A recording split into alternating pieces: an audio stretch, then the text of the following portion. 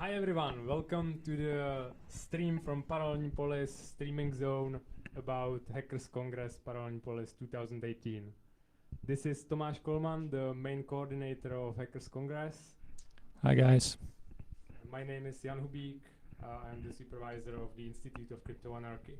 And today we are going to discuss Hackers Congress, the production backstage, and what we could hear from the speakers at the Congress. And I think it will be a bit of freestyle, right? So it took us a while until we set it up, all these devices here. So because we have new streaming studio, it's still, there are a few things that are still settling down.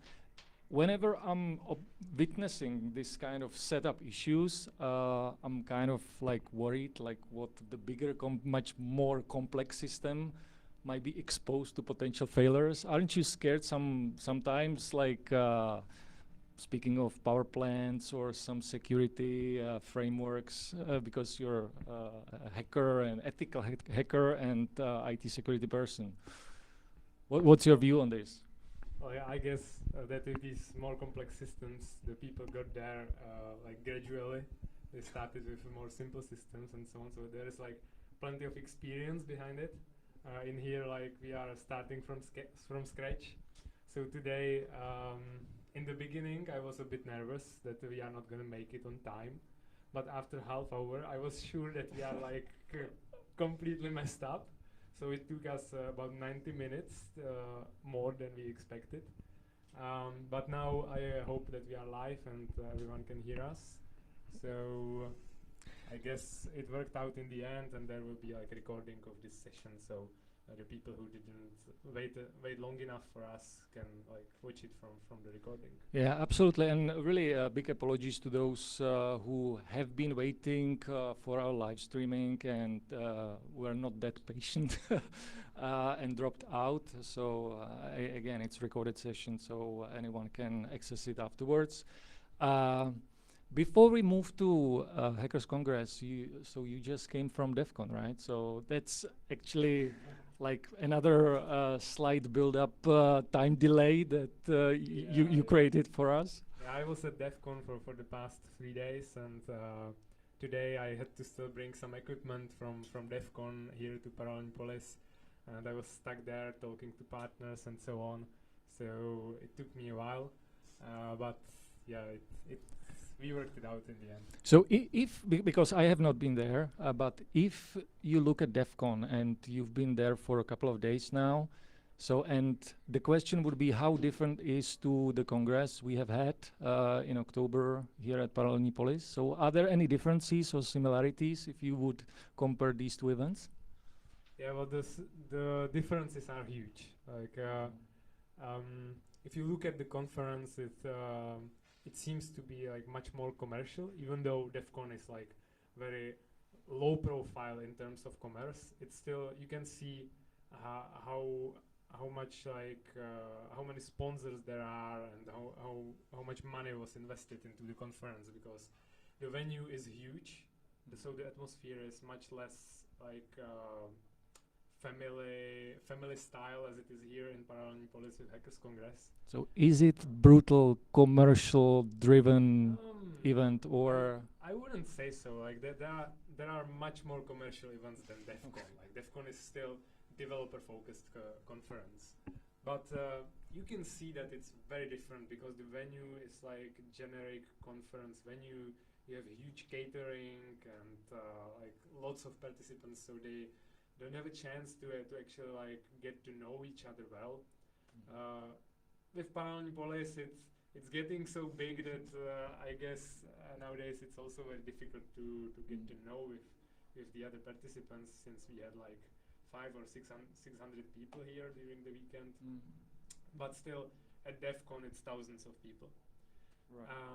One thing that was surprising for me at DEF CON was that like there's only people from the cryptocurrency world, mainly from Ethereum world, obviously, because it's an Ethereum conference. But lots of the people there don't have actual experience with using crypto. Like, wow. When we were like selling them coffee at our stand, because we brought our Bitcoin coffee concept there, and we started serving like the best coffee in town at a conference where they had only shitty coffee. And people started coming to our stand for the coffee, and they never had experience with using like Ethereum, Bitcoin, or anything for payments. So they were like kind of trying to work it out. Some of them pulled out laptops to make the payment, and so on. So that was like really surprising for me, since it's like cryptocurrency community, but they don't have the like real world experience with using it for payments and so on. So here in Paralelní Polis, we live kind of in a bubble, because here most people are very experienced with using cryptocurrencies, and it's no problem for them to like come and pay for a coffee or something. So if you would, or if you should pick one thing that is inspiring that we can take into our concept, what would that be? That's really hard to say. I guess because there is so much staff at the conference, everything runs smoothly, you could say. Like the registrations, there was plenty of staff to do the registrations, but I came a bit later, so maybe it was different in the beginning. But also the catering and everything, there is like lots of information, and you can see that the conference is professionally organized. Like obviously at every conference you have some organizational issues. Maybe we'll talk about some during this stream, but it all looks really professional. But one thing that's very different from us is that the conference starts at 10 a.m. and ends at about 5 p.m. or 5:30 p.m. So it starts rather early for us, and it ends very early. But in the evening, there is like party every day. Like someone is organizing DevCon parties, side events, and so on. Right now, we have the Prague Blockchain Week running. Some of the events are here in Paralelní Polis. So, like the side program is very rich, and the schedule is accommodating to these events. Yeah, I must definitely agree that these side events is something that maybe we could work on for coming years. Speaking of not failures, but some challenges, as you remember, we discussed like we could organize some kind of crypto expo or some parallel event that would be open not only to the Congress goers, but also to broader audience. We were discussing to organize it in one space, which is quite near to our building. In the Továrna. Yes, yeah. Yep. And Továrna space is perfectly great fit, I mean, for such kind of event. But I'm coming back to where we started, like when you're making things a bit more complicated. So it's your complexity increases the exponential way, right? So and my role as a lead coordinator, I was always trying to be focused in terms of keeping things simple. So we are very good and inventive when it comes to like crazy new ideas, which needs to be managed, right? Because sometimes there are so many ideas and things you can organize and go for, but in the end, it has to be delivered, right? So if you have too much on your plate, the bigger the risk of failure. So, and after some discussions with this expo in Továrna, we simply arrived to conclusion that maybe it's not worth risking derailing from our core focus, which is the event itself. Yeah, I think that actually people appreciate it, that the whole event is concentrated in this relatively small venue compared to where DevCon is, and they actually appreciate that there is very little commerce at Hackers Congress. If you come to Hackers Congress, you barely see any like brands, any company logos. Basically, the only space where you see that is on the stage, but more or less nowhere else. Like there were a few stands of the main sponsors, but nothing else. So that's something that sets Hackers Congress apart from the other conferences, because there is so little commerce compared to them. Yeah, you mentioned two aspects, right? So first is the size of the event. And speaking of size, we are fairly limited, right? Because we are having this building which accommodates only a small portion of the attendee goers. And this is also, sometimes you need to have luck, right? So the attached building, the La Fabrica venue space is perfect, I would say, enlargement of our existing space. But there are some physical limitations. And I've had like rounds of discussions like, hey guys, you're doing a great job, let's expand, let's go for a bigger event, let's maybe change location and arrange a much bigger congress that you would definitely sell out, right? But it's not about selling more tickets or filling in more people, right? Because the key driver for us is the quality of speakers, the content, the spirit, and we've had number of feedback responses, and people were basically saying, hey guys, great event, but please do not expand. We don't want to end up in some like arena kind of commercial site, right?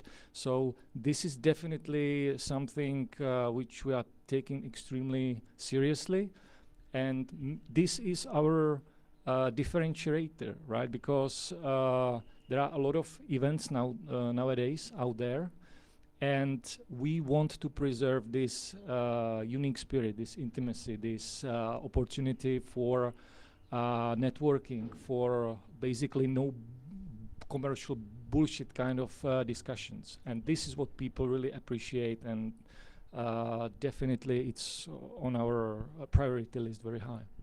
Yeah, there are basically two approaches that you can take if you have a popular conference and you cannot accommodate all the people into the venue. Well, either you find a new venue, which we don't want to do because of the atmosphere, and we want to like have it as our home-based conference. And the other approach is increasing the price.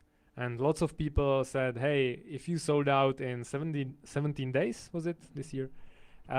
If you sold out in 17 days, you should like increase the price accordingly. But that's also something that we don't want to do, because we still want to keep it accessible to the general public. And we had some discussions about how to change the concept, and we were talking about maybe spreading out like tokens, which would allow people to buy the vouchers, and these tokens would be distributed into the community, into hacker spaces, into friendly organizations, into the maybe attendees of the previous congresses and so on. And it would be something like what the Chaos Communications Conference does. So maybe if you could like dive into this and tell us a bit about it. Do you want to do it next year, or? We've been thinking about it, right? So my key focus is how to improve the Congress, right? So how to make it even more better next year, and it's sometime it brings interesting new situations like for us. I remember last year we spent a lot of effort into promoting the event. We had for the first time, I mean last year, the entire venue in La Fabrica, and we wanted to sell it out ideally, right? But it was kind of like new territory for us. So therefore we spent a lot of time and effort and communication for promotion. And in the end we were successful, because last year we sold out the event 1 month prior to the event. This year we sold out the event as you mentioned rightly, in 17 days at the end of April, which moved us into totally different positions. So I recall my discussion with our PR manager, and she said, guys, forget about media presence, because no one wants to write articles about Congress where no one can go because it's sold out. So I said, it's okay. Wow, I didn't think about it, right? And also, you mentioned the price. It's definitely a sensitive topic, and I've seen two like extreme opinions, right? One is saying you guys are way too cheap because there are so many other conferences where the quality is not that good, and your conference is like top, and you should increase the price because it deserves. You would bring more money for which you can translate into better experience, bring more speakers, etc. Right? The other extreme is like, oh, you're increase the price from last year, and you're getting a bit more expensive now. We need to balance it somehow, right? And there will never be a price that be perfect for everyone. So what my role is to drive and facilitate these discussions to make sure that we are not overpriced, but we don't want to be really, really cheap, because simply the cheap means low quality and low possibility to bring top-notch speakers. Yeah, well, the Hackers Congress is still much cheaper than lots of one-day-long conferences, and we have like 3 days packed with 40 speakers or something like that. So I don't think that we are like at the expensive level yet. And if you keep the price too low, it brings you like new kind of problems. For example, people buying lots of tickets, then reselling them to other people at much higher price. And we already saw that this year. Some people bought the tickets in the early bird stage, where it was just 2,500 Czech crowns. And then once we sold out, they were selling the tickets for like 10,000 Czech crowns or something like that. So they made some like big profit. Obviously, there is problem with trust, because if you buy like second-hand ticket, then you cannot be like sure that the person will not use the ticket before you. So it's obviously risky, but because it was sold out, there was still demand for this. So keeping the price too low is like also problematic.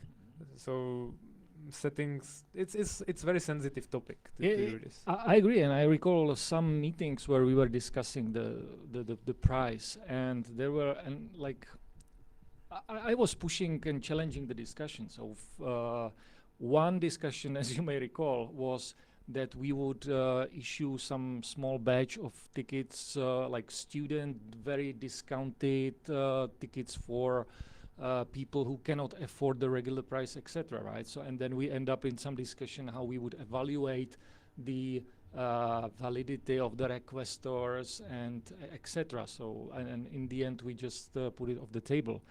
The solution we came up with for this year was basically live streaming, right? Because we said, okay, last year all the videos that we could record, talks, we were post-production, needed to go through post-production, which took us time, and basically the content gets obsolete very quickly. So this year we said, okay, we would go for totally new thing. We will go for live streaming.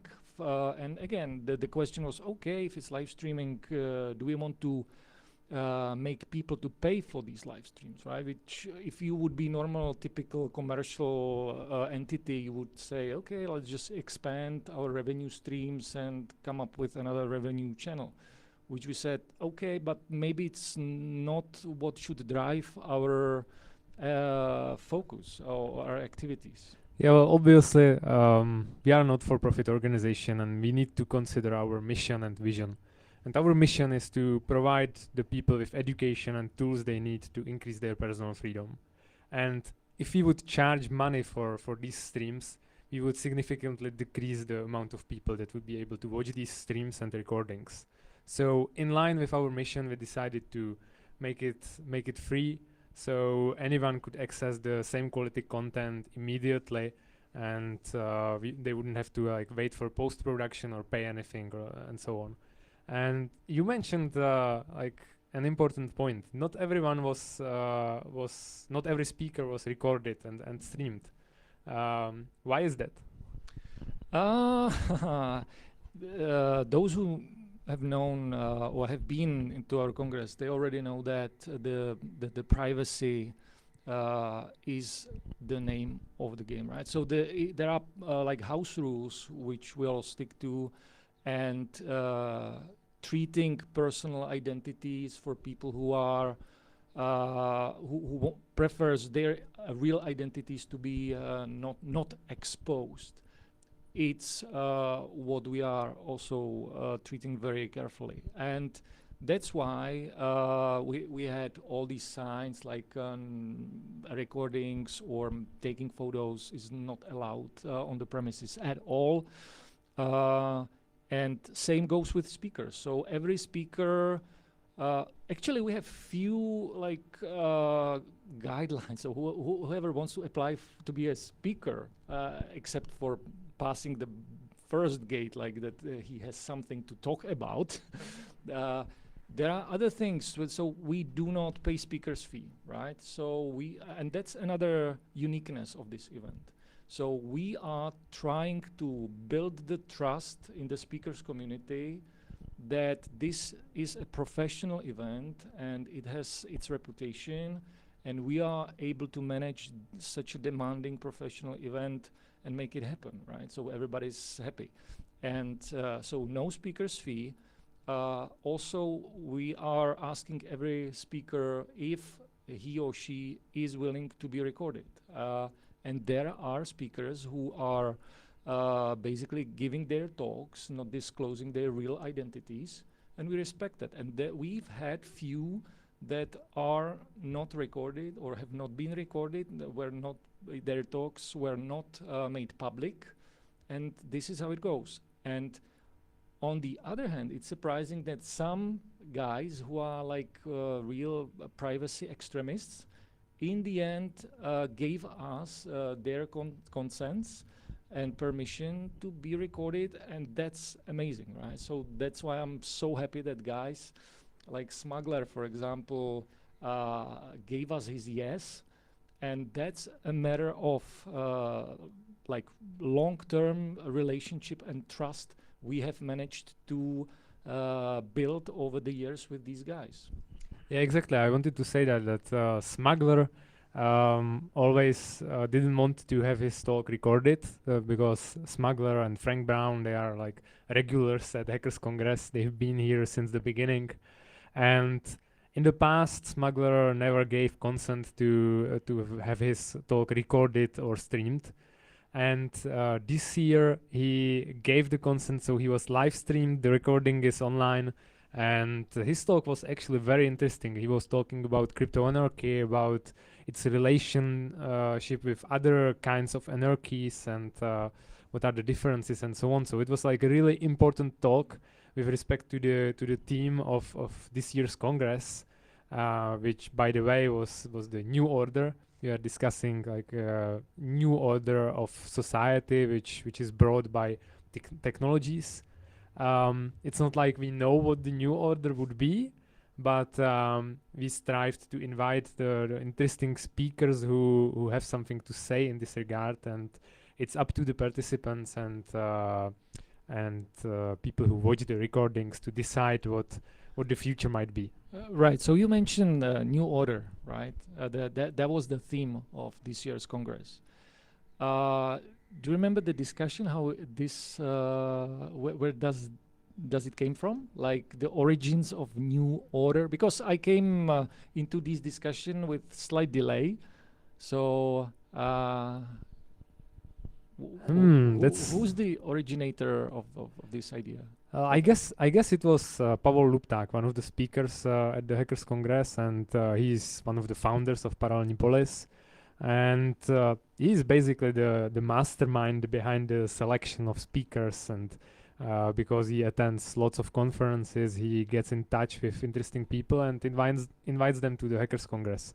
So I guess it was him who came up with this theme of Hackers Congress being New Order, and it's a bit of a twist on the New World Order, like Illuminati conspiracy. Yeah, I remember two remarks. Like first, why you're messing with the Illuminatis and New World Order. What the heck does it mean? Second remark was there's famous British band entitled with these two words. So and also I remember interesting discussion that New Order was maybe not the exact messaging we want to put in place and send out to the world. We were discussing the question mark at the end, right? So the question that nobody's sure what's gonna happen, and maybe what's missing there is the question mark at the end. Yeah, exactly. That's what I was saying, that we are not like giving a description what the world will look like. We are just discussing the possibilities, and it's up to the people to think about it and maybe work towards the future that they want. And we as an organization want to provide them with the tools to build a better, freer future than we have right now. So yeah, we discussed putting a question mark there, but in the end we decided not to do it. But still, like, the content is the same. It doesn't matter if there was or wasn't a question mark in the title. Right. There were few things. Do you treat or perceive Hackers Congress as pure crypto event? Depends on how you define crypto event. Do you mean like cryptocurrency event, or crypto as crypto technology event? Okay, good point. Okay, the cryptocurrency event. Yeah, lots of people mistakenly think that the Hackers Congress and Paralelní Polis as an organization is about cryptocurrencies. But if you come to our building or to the Hackers Congress, you find out that cryptocurrency is just like one, albeit prominent, but one of the tools that we use here and that we talk about. Cryptocurrency itself, without the other crypto technology tools, doesn't make any sense. So the whole organization and the event is about all the crypto technologies, about cryptocurrency, about encryption, about anonymization techniques. These are the tools that allow us to build like crypto anarchy on the internet, to colonize this terra nova that we have in the cyber world. But the Hackers Congress is not only about crypto technology. It's definitely visible that lots of the talks are related to crypto technology, because still it's a conference where hackers and visionaries around the world come to present their ideas how these technologies will shape the world. But Hackers Congress stands on like multiple pillars, the same way as Paralelní Polis stands on multiple pillars, and these pillars are technology, social sciences, and art. So not everyone at Hackers Congress was talking about technology. There are talks about other stuff. Yeah, and that's my point, because I think sometimes maybe we're not sending out the right messaging, right, or positioning ourselves. The fact that when you look at our website, right, so there are a lot of like big names, right? So we have Peter Todd, we have Eric Lombroso, and Jimmy Song, and other guys who are basically the part of the Bitcoin Core developers group, right? So at first sight, it may look like, oh, it's another like Bitcoin conference, right? Sometimes people are coming at us like, you guys, you're the one of very few true Bitcoin maximalists events, right? And that's not just right, okay? So, and I think at least for like next years, we would like to dedicate more space to other pillars or other themes, right? Like arts and social science. I remember we've tried to bring few people that and those would fill these gaps. Unfortunately, we're too late on this. So I think one of those priorities for next year's is to go for more balanced mix of what we represent and what we would like to represent, right? And this is our core focus. And again, I'm relating back to this like space. You guys, why don't we want to grow, right? No, we still want to be here, but we would like to bring more balanced mix of really groundbreaking, innovative opinion leaders and teams into those 3 days. Yeah, but still, we had some arts and social sciences present at the Hackers Congress. This year we didn't have any movie premiere. Am I right? We didn't have. Last year we also, it was one of our fails as well, because I think it was 2016, right? We were screening down the deep dark web, including the discussion and Q&A panel with the producer and movie crew. We wanted basically to replicate the same concept and bring another interesting movie.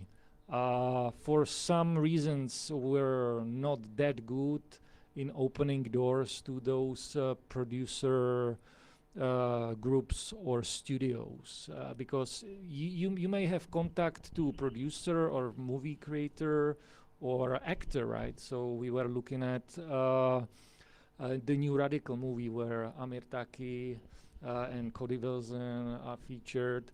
We said that'll be amazing, right? Because both were scheduled to be here, and to bring also the film crew and go for some panel discussion, that would be awesome, and mix it with the live screening of this movie, which on the other side increases the complexity for me as an organizer, right? Because first thing we learned was that you guys forget about like some regular video formats, right? It comes in digital cinema format, which requires totally different devices. Yeah, like borrow the extremely expensive equipment, set it up, and so on. Yeah, absolutely. So we are still not giving up.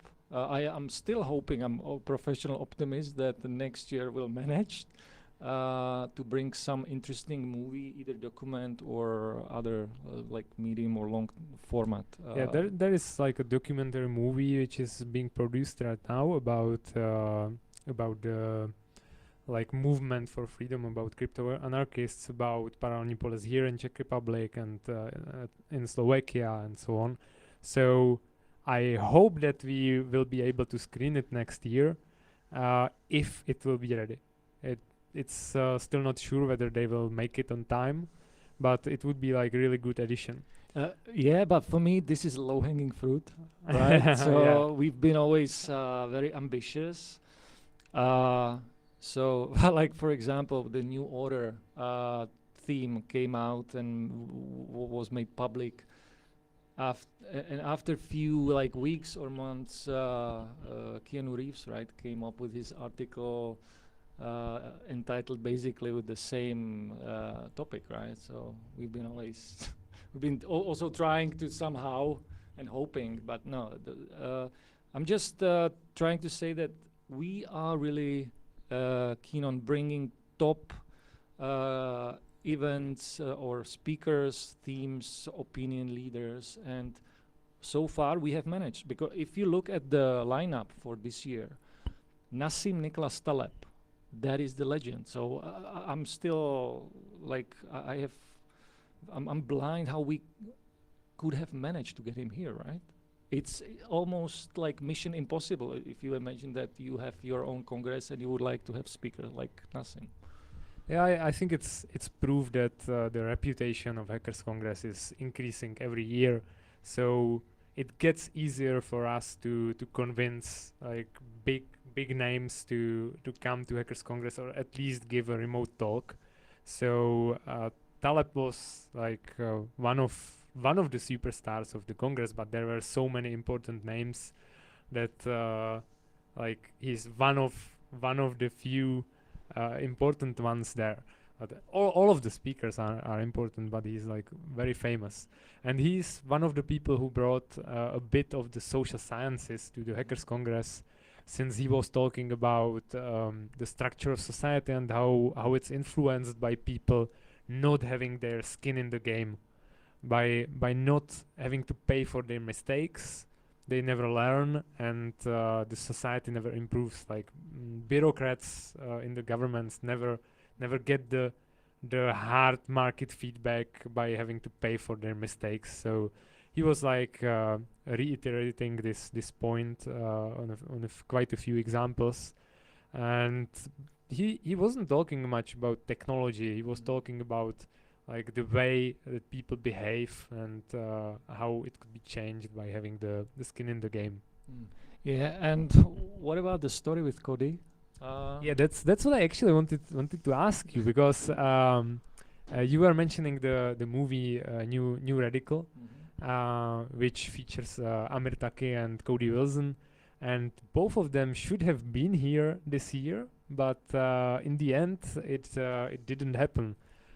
So with Cody Wilson, it's like quite well known already what happened, that he was accused of some personal stuff, with being involved with I think 17-year-old girl, which was illegal in the US.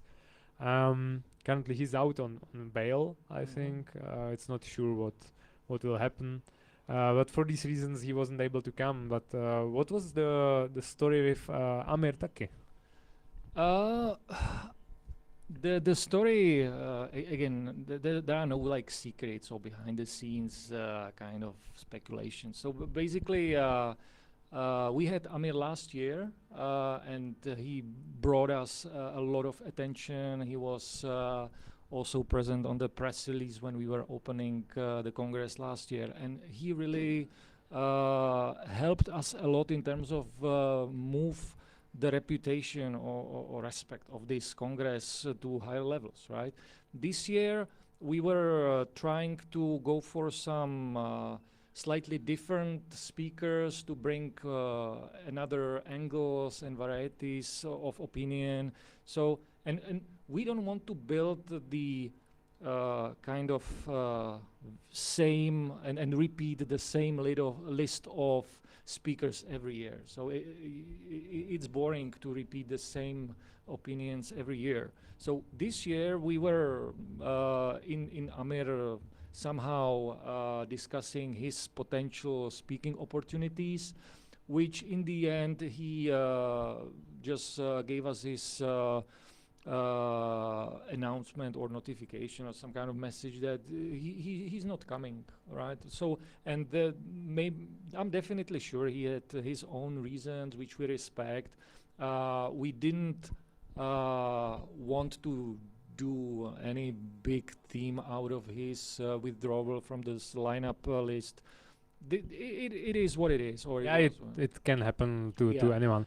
But by the way, Amir Taki is at the DEF CON conference, so we actually met 2 days ago. He was holding a session about society, about politics, about power, and it was a very interesting session where we were discussing like the philosophic background of these teams. Unfortunately, I wasn't able to stay there until the end because I had to run to our stand and take care of other stuff. But he had quite a few people in the room, and he was there and trying to push the freedom movement agenda, I would say. Yeah, he's definitely an inspirational leader, and he has done a lot of great things who may inspire and who provokes the conventional way of thinking, right? So he's definitely part of the speakers which we would like to have him have here. With Cody, it was really the unfortunate consequence of events that happened in the really bad time for us. So we had we have Cody confirmed from early this year, and we've been in touch with Cody regularly, because every time we're talking to speakers, we just need to confirm, like, give us his photos, or give us your profile and abstract, and there's so many communication that we need to manage before we open the discussion until he or she appears here. And then, like 3 weeks before we started, that it happened what happened.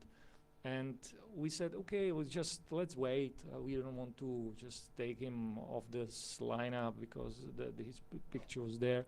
Until the like very last moments before the Congress, we were trying at least to maybe arrange for some quick remote session, and we were very pragmatic because we don't want to judge anyone.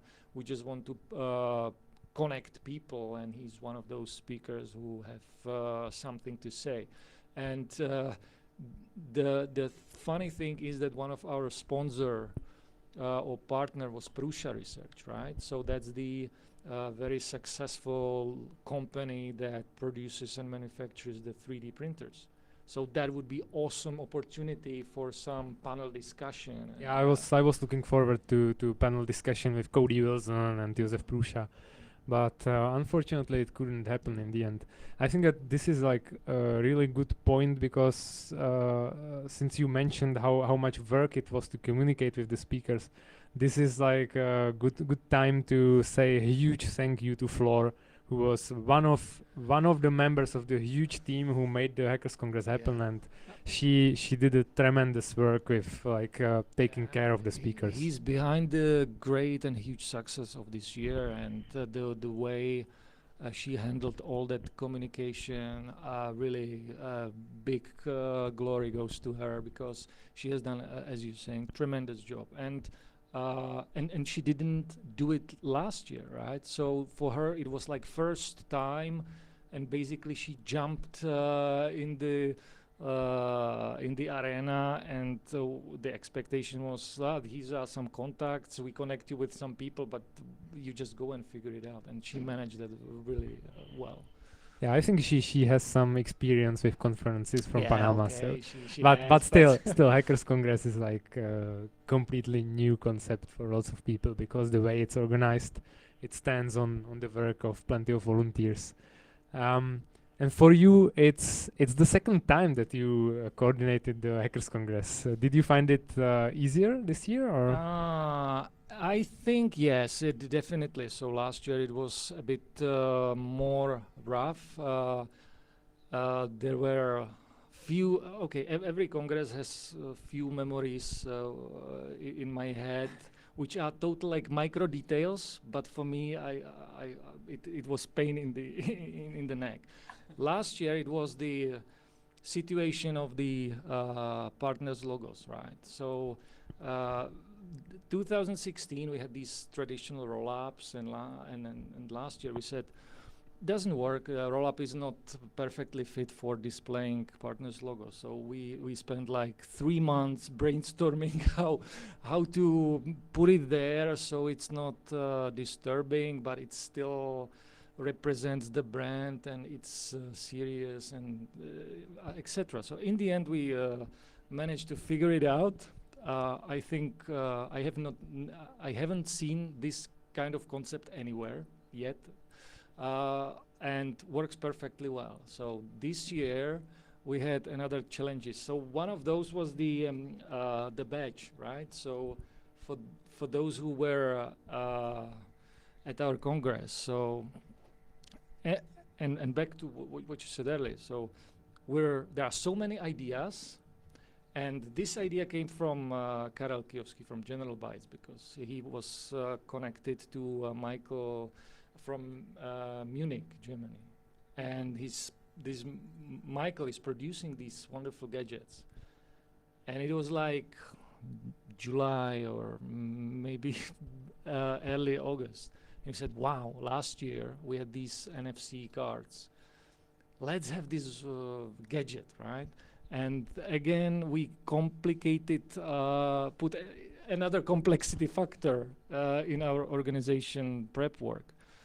And we were brainstorming like what we can afford, like, so it costs some money, but we were also looking for some functionality that we could put in it. And in the end, it was a bit tough because, as everybody knows, we have like this triangle, right? So, but all the traditional badges are manufactured in square kind of shapes.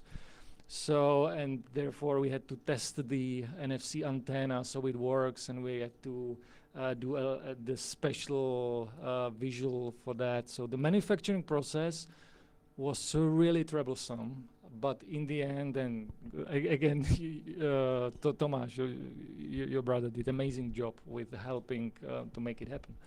And last, in the end, we were just discussing how to get it here, right? So it was, I literally had to drive to Munich and to pick those up, because like 1 or almost 2 weeks before the Congress. And it was Oktoberfest there. So for me, it was painful not to drink the beer. experience. No. So I had to sneak between the beer lovers.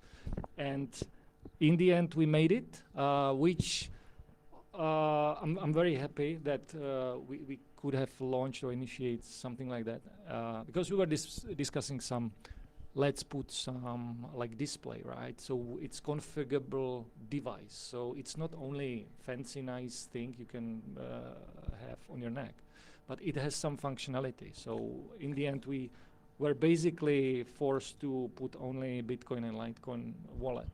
But we were discussing the configurable chip and the display that we could play with and let people to maybe configure the content or display messages by themselves, etc.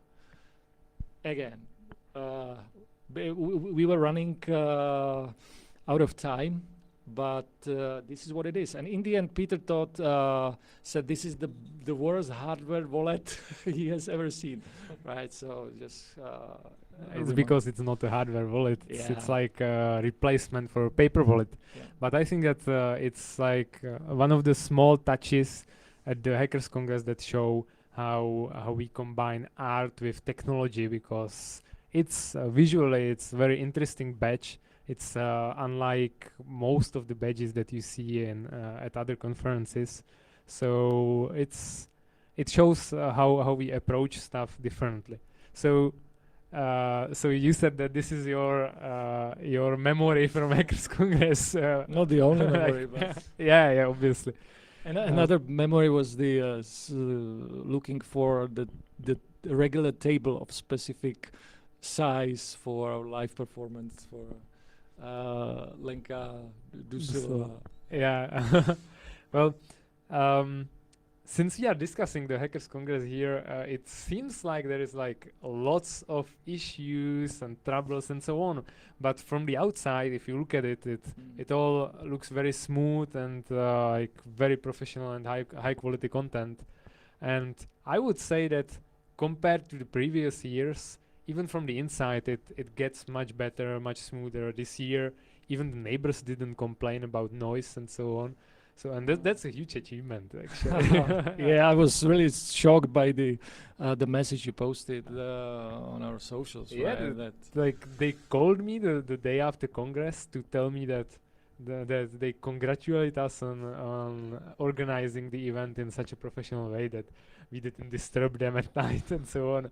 So I would say that this year was pretty smooth, even though you have this memory of like having to go to Munich on such tight deadline and so on. The fact that there are always issues, right? There's always things that break up, that they don't work properly. Something simply doesn't work, and you need to detect it as fast as possible and then get it fixed, right? So ideally without anyone noticing.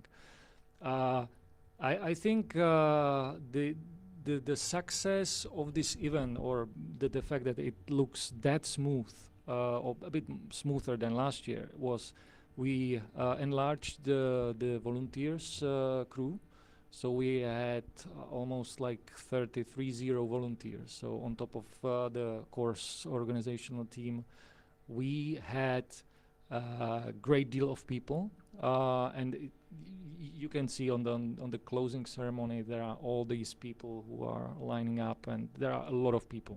And some of them were missing from the photo. some Like every year, Yeah. there is a few people who have to be somewhere else during the closing ceremony. And also the fact that we had the experience from last year. So last year, one of my nightmares was how to get the connectivity for our ATMs machines, right? And how to get logos on stage on time. And this year specifically, we were like panicking about every minute, and we started with these things, right? So give us the moment we could enter La Fabrica, we started to work on these things that didn't work last year. And I think this is something that's important in general, right? So if something breaks, it's really great if you can have a moment understanding why it didn't work out, and just Lessons learned. do it differently next time, right? So, but sometimes we fail on keeping the habit, running these lessons learned, and then we're basically falling into the same traps. Yeah, I think this is good time to say a huge thank you to all the volunteers who took part in Hackers Congress Paralelní Polis, because without their help it wouldn't be the event that it is, and the atmosphere would be very different if you would like pay professional people to prepare the conference. It would have the feel that you get when you go to any generic conference which is organized by some event agency, and it wouldn't be the same. So a huge thank you to all the volunteers who took part, and some of them take part every year, so they are like part of the family here. And becoming our regulars.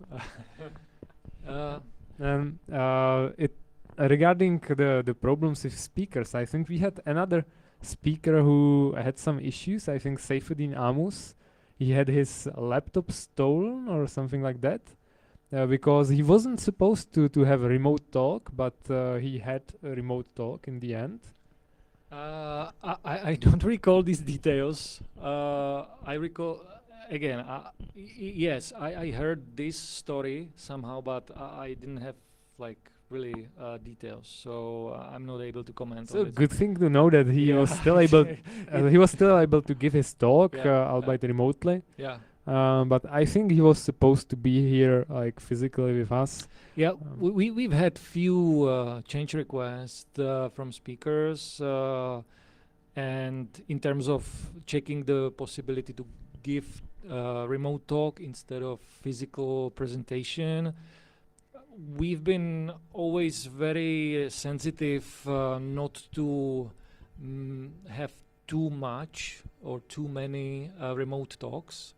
So every year we have 3-4 remote talks, which I think is a good number, and there is always a reason, because if you have almost 50 speakers, sometimes someone is sick, someone cannot travel due to personal issues, etc. There is a remote talk arrangement, always welcome, if there is some reason behind, and we respect that. But we don't want to organize a remote talk congress. So the physical presence, it's not only about having this top guy here on in our house, but also to give people opportunity to meet this guy, or because there's so many networking activities going on during the entire Congress, right?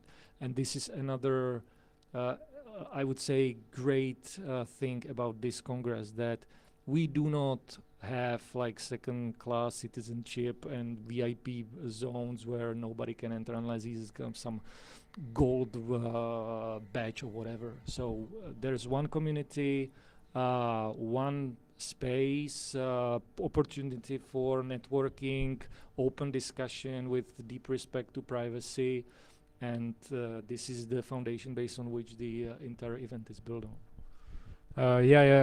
Well, the talk is just like very small part actually of the presence of the speaker at the Congress. And I was actually the moderator for Saifuddin Amus's talk, and it was a really interesting talk, since he's the author of the Bitcoin Standard book.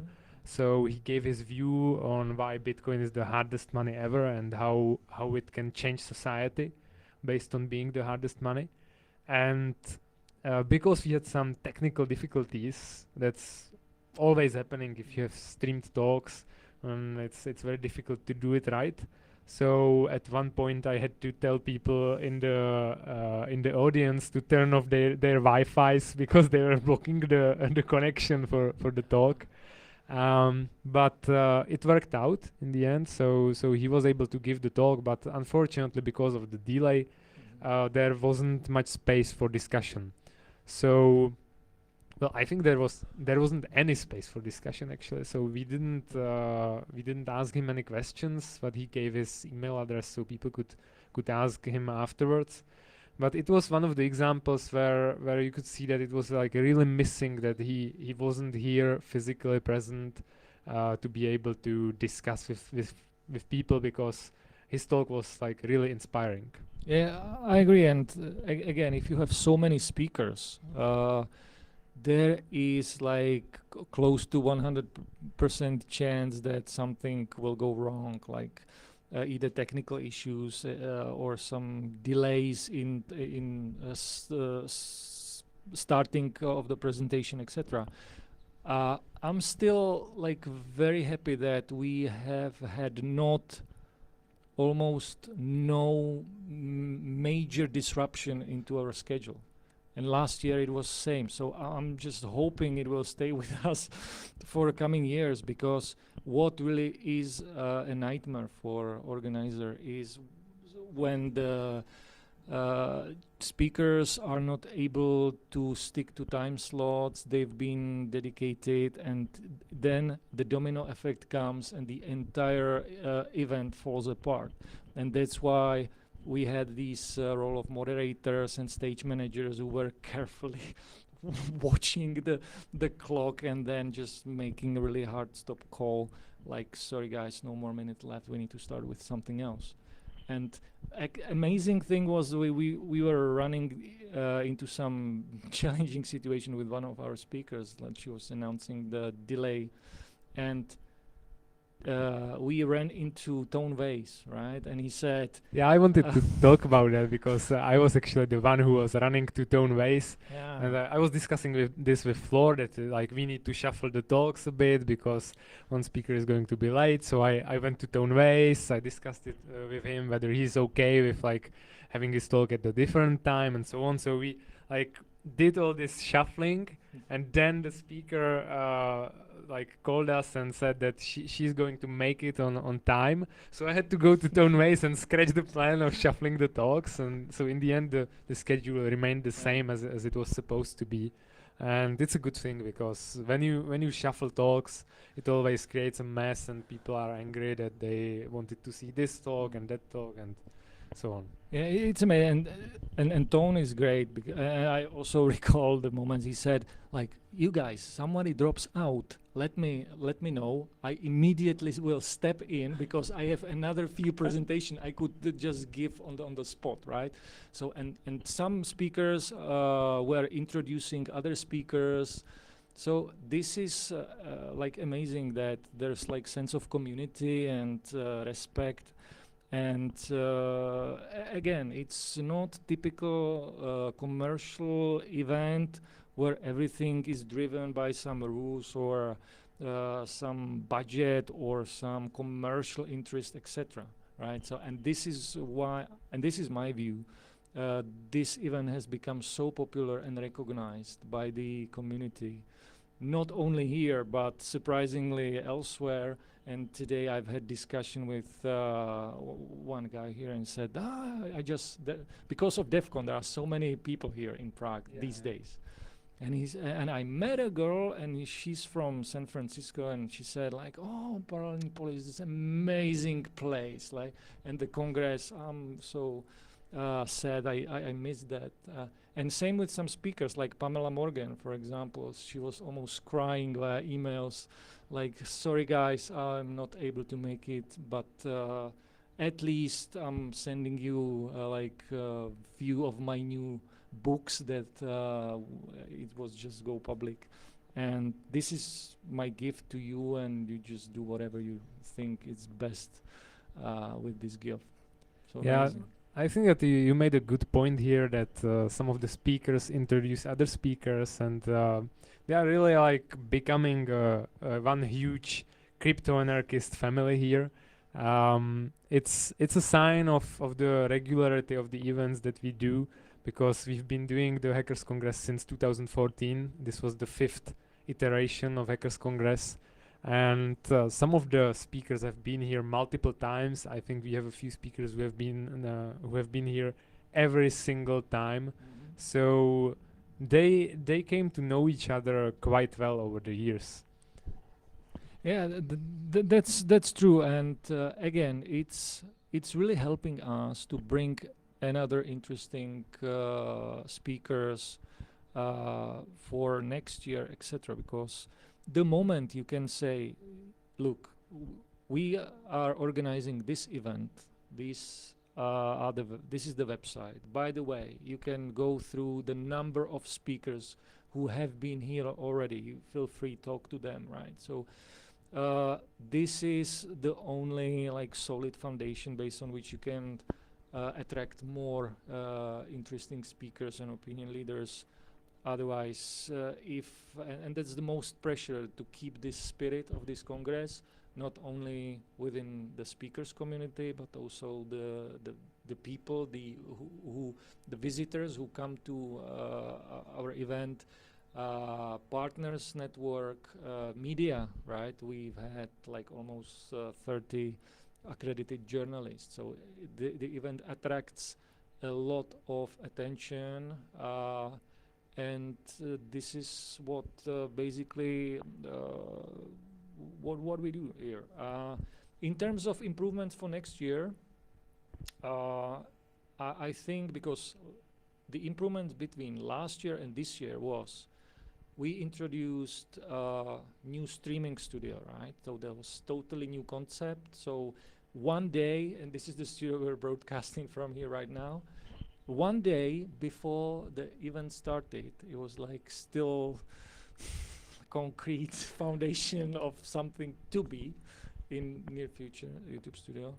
But we had a wonderful group from the States, the World Crypto Network community.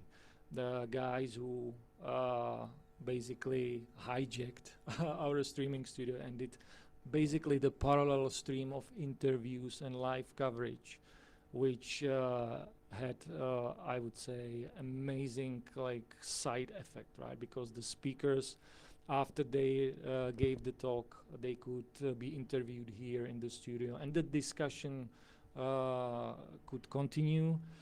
We introduced workshops. So we had 5 workshops on various topics like math behind Bitcoin and Lightning Network, the game theory, and we had a group from Serbia, Crypto Party, and the guys came here to give and educate people on how to use modern technology to save their digital privacy and be more careful in the digital world. We had this live streaming, and for next year we're also start thinking about how to improve it for next year. Right. So maybe, have you had a chance to, because you mentioned you were introducing some speakers, right? Yeah. Did you see any presentation like in a I'm sitting watching kind of relaxing mode? Good question. I don't think I had time to like be at any other talk than the ones that I moderated. But thankfully we have the recordings, so Yeah. all the work that the team puts into making this conference happen is like saved in those recordings, so we can look at the content. But like it's like a great pleasure to make this happen, to see the happy people coming to the Hackers Congress, and when the people go to you and tell you like, hey, this is so cool event, thank you so much for making it happen. It's it always like it makes it worth the energy that we put into it. So I'm like I don't have any problem with not seeing any other talks than the ones that I moderated, because it's still the content that comes out of it is amazing. Okay, so for next year we need to figure it out how to organize that event and enjoy it from the from the auditoriums. That's why people pay Some- agencies to organize the events. Okay, good point. But I saw 1.5 talks, which is 1.5 talks more than last year. so last year 0, this year like 1.5.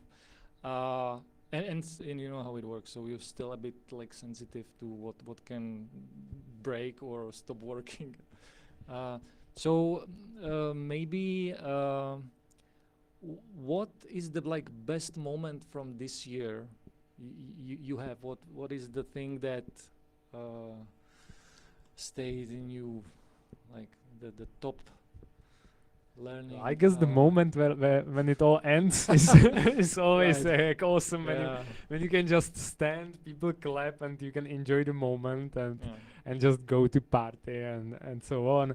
But that's like the emotional part. But I don't know. It still didn't end for me yet, because still there is plenty of administrative tasks that are still coming in. Like we get invoices, I had to do the payments and all this stuff. So for me, the Hackers Congress is still going a bit, and I will need some time to process all the stuff that happened and enjoy it a bit more. So it's hard for me to decide this right now. But I remember one funny moment regarding the like production work and whether everything was going smoothly and so on. I remember when I went to the production room during the Hackers Congress, and you were sitting there behind your laptop, and you were like, "So what's happening? What's the problem?" And I was like, "There is no problem." And we are both confused. And how is that possible that everything was running and there were no issues at that point? So that was a good feeling, actually. A little bit scary, because it might mean that there is something bad happening. It is, because my favorite saying is that if everything goes perfectly well, you have obviously overlooked something. Yeah. Right, so but yeah, so the best, and it was interesting when we had the discussion with volunteers, because it takes some time, and before they accommodate into our team, and we explain what's gonna happen. So, and their fear was that last year we've had complaints that they had nothing to do, right? So there were situations like I felt like unutilized, like I'm not contributing, right? And I said, like, that's the best situation you can have, right? Because if there are so many things to work on, something is not running smoothly. So for us, every moment when we can basically be bored while the Congress is happening, that is the best spot you can be. Usually during Hackers Congress, I run around the place and try to like put out the fires that happen. But this year I had a moment when I actually played table tennis at the chill out room. So yeah, this year it was fine, because we had moments where there was like nothing urgent to solve.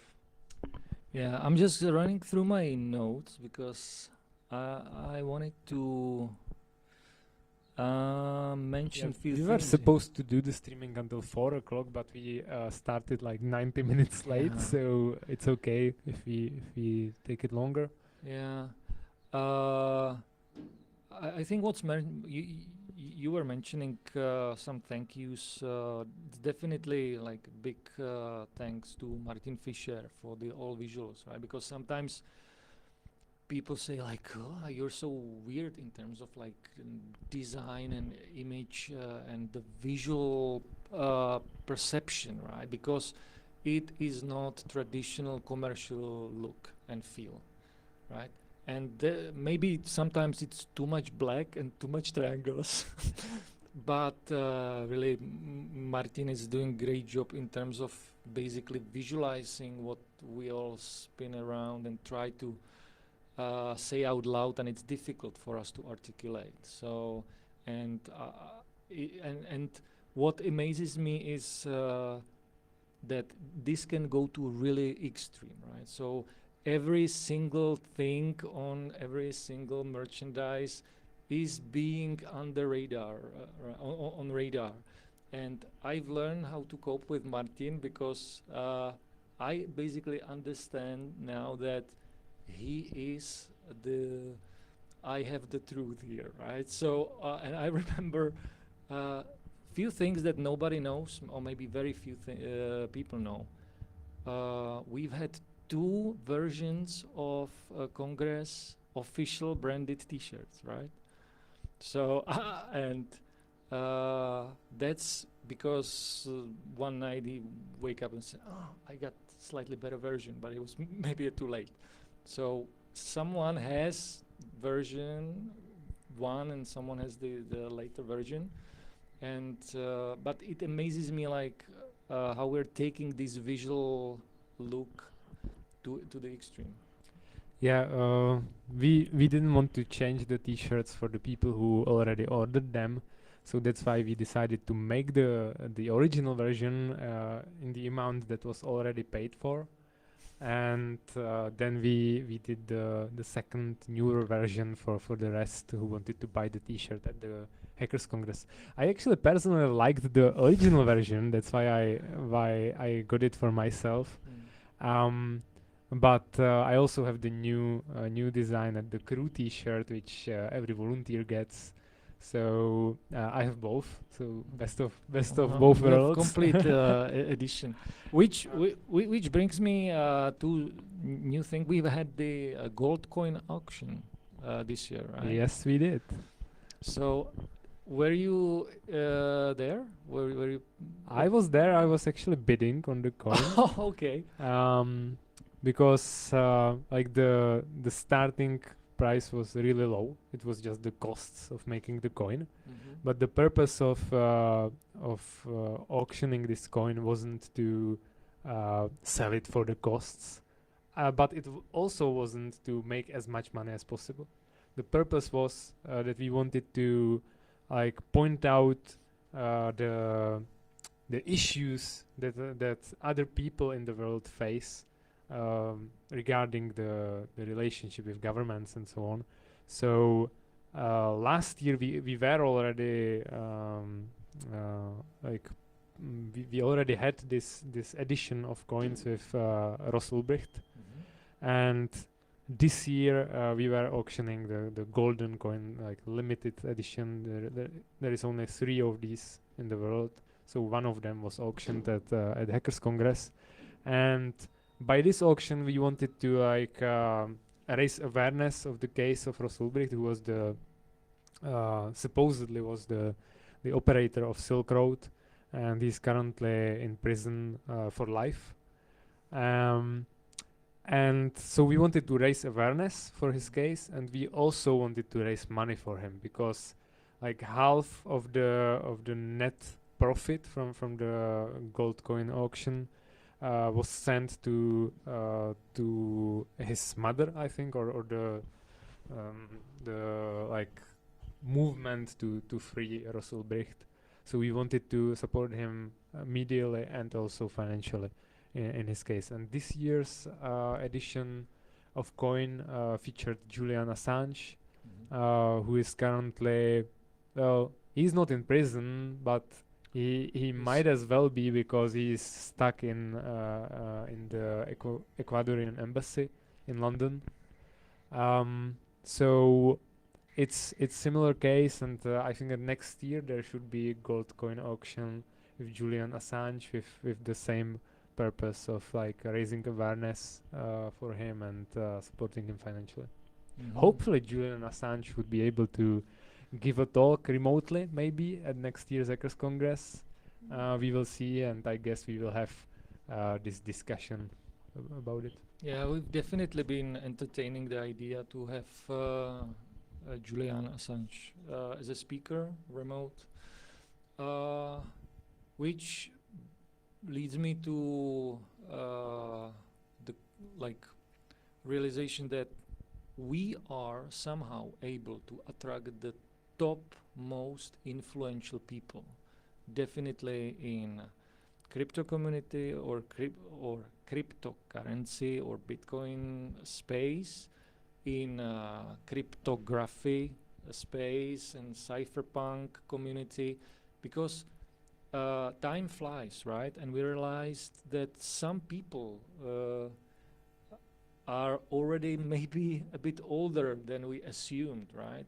So most of our, let's say, quote unquote heroes, because either they co-founded the Electronic Frontier Foundation, or are behind the Signal protocol or other things, or cryptographic technology that we are now trying to teach people how to use it, are getting old, right?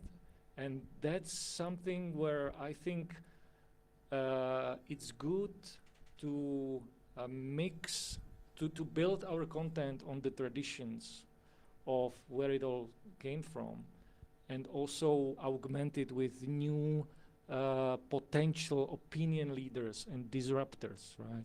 And then you have someone in the middle, like people like Andreas Antonopoulos, who again, we try to get him here again, but the mix is very important to nail down correctly, right?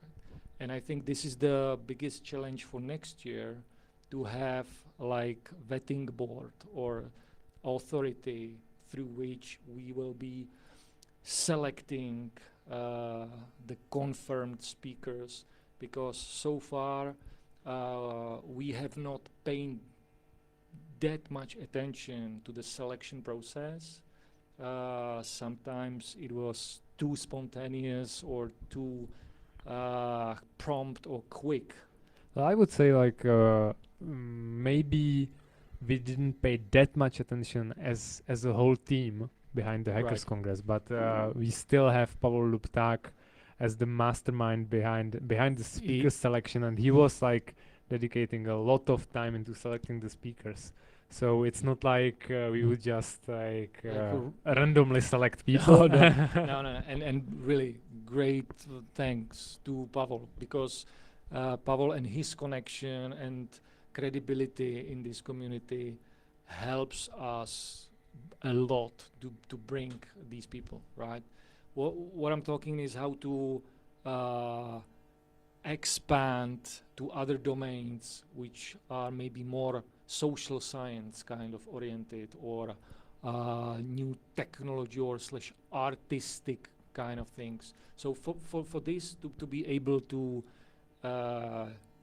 evaluate these proposals, whether those proposed speakers are so significant opinion leaders, this would require bigger discussion, right? And this is, I think, the much bigger focus for us than like those quote unquote unsilly things, how to expand to bigger space. Yeah, definitely, you are right.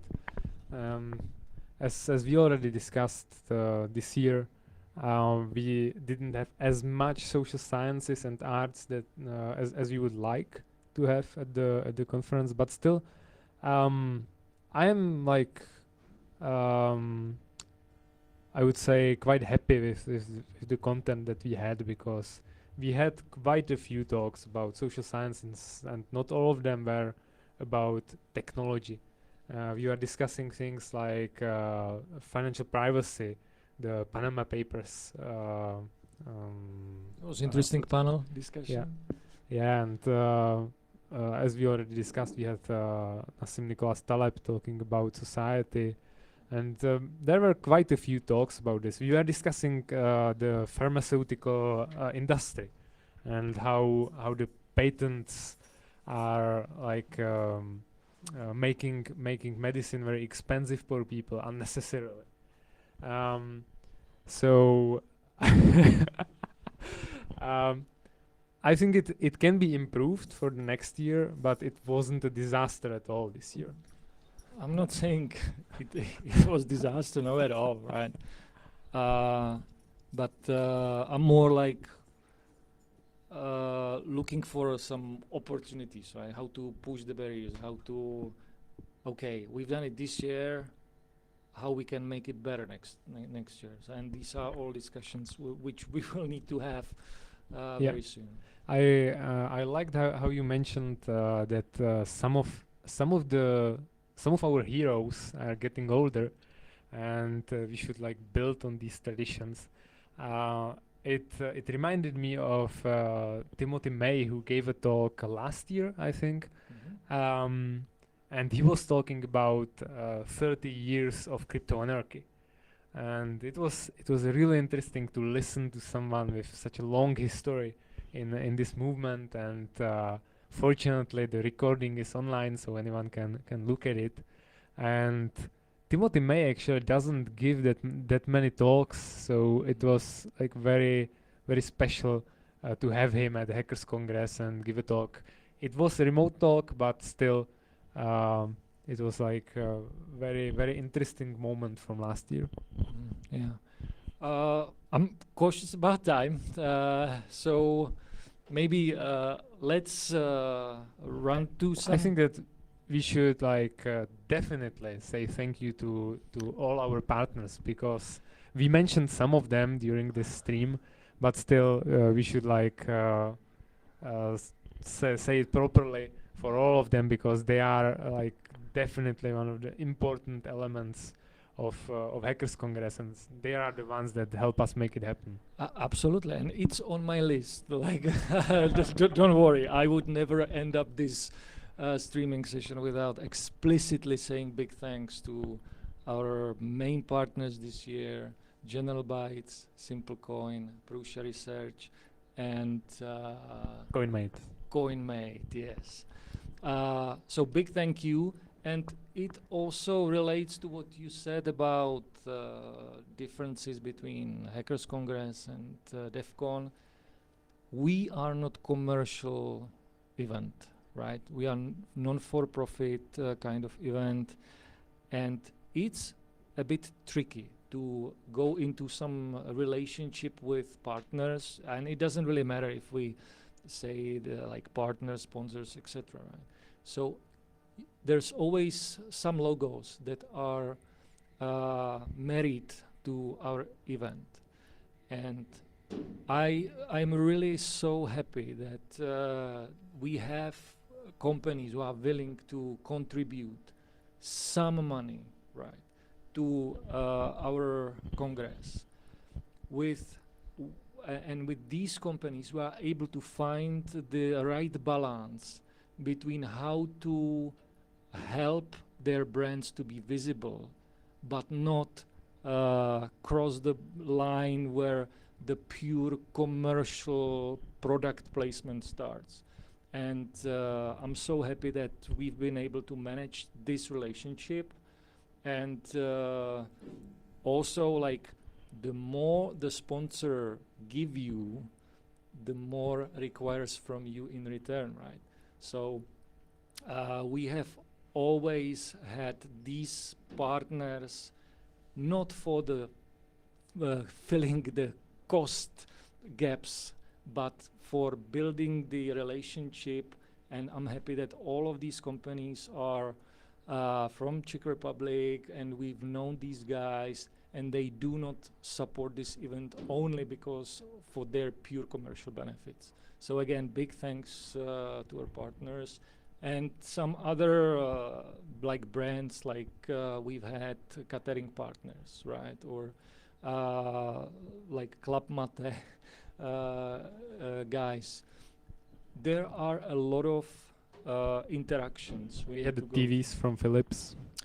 Oh yes, Philips, and it's very tricky to because it's a very tricky path, right? And I think so far we've been able to manage the expectations and still keep the Congress that it's not treated as a pure commercial event, and it builds on the community regulation. So, closing remarks. Are you coming next year? Yeah, probably. I think I might be here. I will just buy a ticket and not be a part of the crew. No, I will be. I will be part that of you it. will speculate that the event will sold out. Yeah, I don't think anyone would allow me to buy a ticket and not be part of the crew. Yeah, you will be left with no ticket and a lot of work in your task list. That's how I enjoy it. I know. Okay, so that's all. In case you would have any questions, comments, we've been not able to see whether there are any questions or comments posted on the streaming channel, so you know how to reach us or meet us in person, so you know where to find us.